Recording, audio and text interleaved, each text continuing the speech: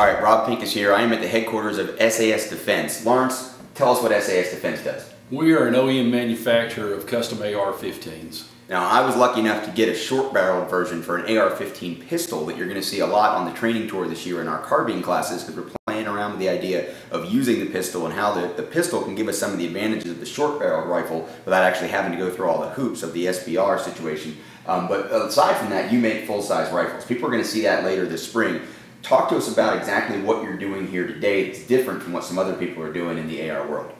Well, what we try to do is that people talk about mil-spec. And mil-spec is what we consider a minimum.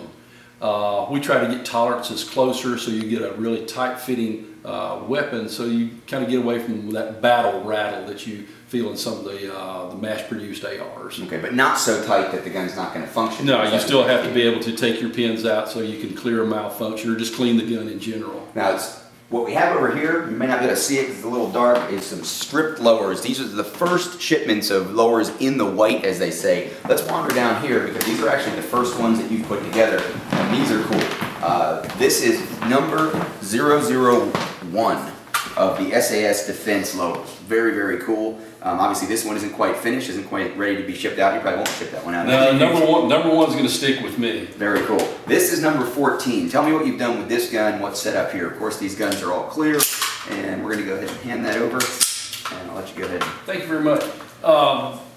This is a weapon that we had produced for a gentleman over at the Joint Special Operations Command at Fort Bragg. He gave me a few parameters that he wanted to look at on weapons that he had carried when he actually was being deployed. One was the Surefire muzzle brake, which made an enormous difference in the recoil and keeping the muzzle down. But is running the lightweight barrel. It's a 14.5, and we've pinned and welded this on to get our legal 16. But he wanted a longer hand guard to give a little bit more area for any other accessories that might be on it. And that's the Viking Tactics? And this is the Viking Tactics hand guard from Troy Industries. Also with your Troy Industries folding battle sights. Also from Troy is the QD sling swivel mount that's back here on the back of the receiver itself.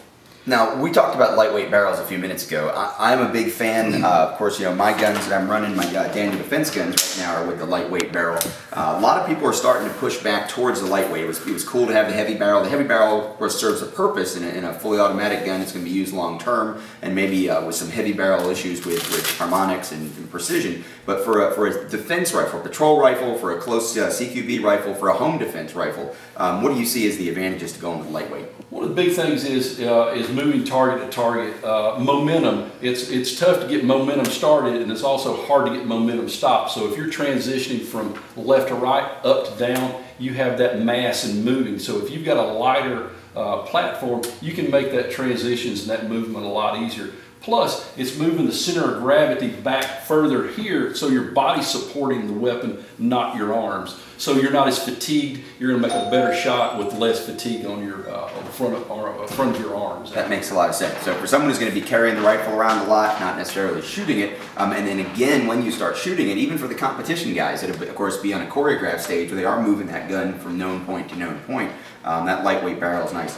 Lawrence, you guys are doing great work here. It's exciting. I know you guys are a little bit back ordered like everybody else, but you said you're probably worst case scenario 6-7 weeks. At the absolute most, we're in the process of doing some catch up right now because we did just receive our uppers in the white to go with the lower. So as soon as we get some of the anodizing done, we'll get back up to speed. So I'm at about 3 weeks behind in current orders, and then beyond that about another 2 to 3 beyond. So about 6 weeks. All right, cool. I look forward to playing around a little bit with the upper that you set up for me, and eventually maybe getting my hands on one of these lowers. I look forward to it. All right, man. Thank you, Rob.